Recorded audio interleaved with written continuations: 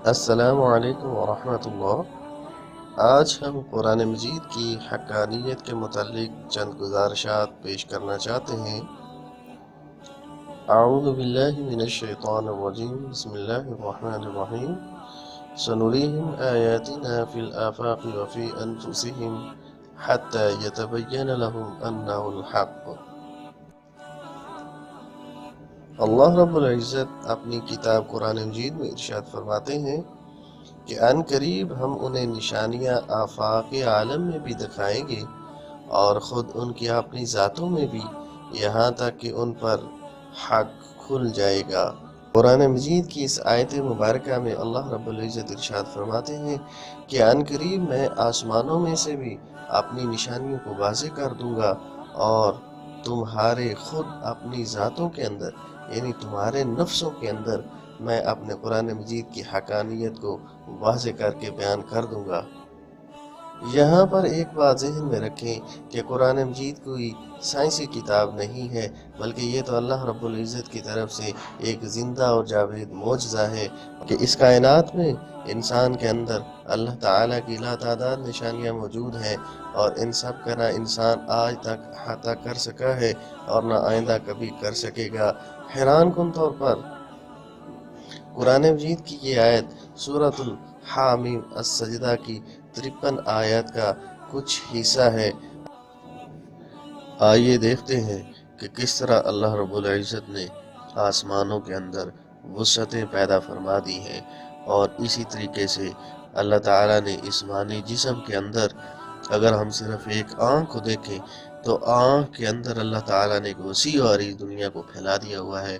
आइए देखते हैं।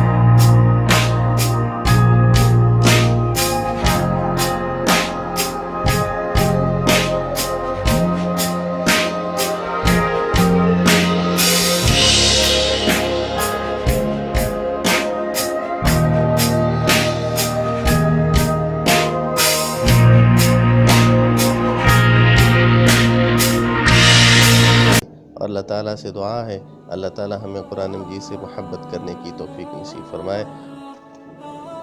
वस्सलामु अलैकुम व रहमतुल्लाहि व बरकातुहू।